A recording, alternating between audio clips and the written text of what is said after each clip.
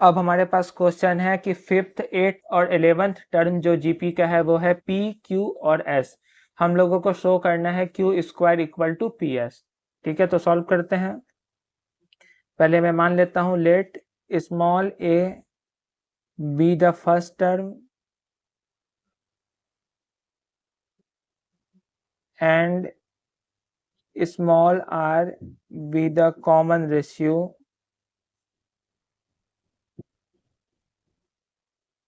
Of GP.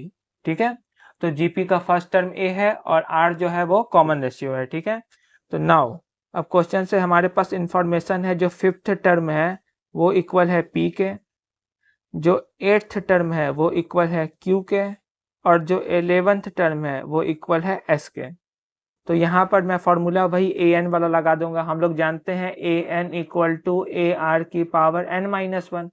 तो A five किसके equal होगा, ए आर की पावर 5 माइनस वन, यानी कि मैं सीधे 4 लिख सकता हूँ इक्वल टू पी। मैं यहाँ इक्वेशन 1 दे देता हूँ। इसी तरह इसको हम लोग लिखेंगे ए आर की पावर 8 माइनस वन यानी कि 7, और इसकी वैल्यू तो क्यू है, इक्वेशन नंबर 2।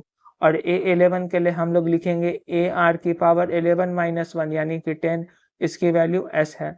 तो ये इक्वेशन नंबर 3 हो गया।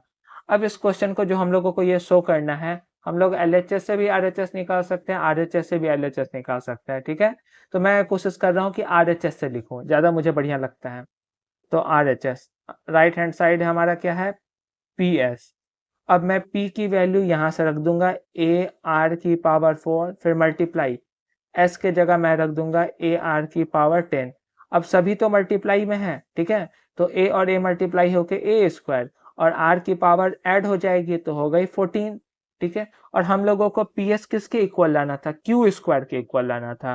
क्यू तो ए आर की पावर 7 है, तो क्यू स्क्वायर का मतलब हो गया ए स्क्वायर आर की पावर 14। जब क्यू स्क्वायर लाना है तो क्यू आर का मतलब ए आर की पावर 7 है, तो क्यू स्क्वायर का मतलब तो यही होगा, यही लाना है प्रूफ करके। तो क्या जो ए स्क्वायर आर की पावर 14 है, इसको अगर हम लोग ऐसे लिख दे ए आर की पावर 7 का होल स्क्वायर, तो कोई दिक्कत तो होने वाला नहीं है। और इक्वेशन 2 से हम लोग देख सकते हैं ये जो ए आर की पावर 7 है ये है क्यू, तो क्यू स्क्वायर आ गया जो कि एल एच एस के इक्वल है। ठीक है ना, तो मैंने बिल्कुल क्वेश्चन के हिसाब से इसे सोचा है। ठीक है, तो मुझे उम्मीद है ये समझ में आ गया होगा। Thank you for watching.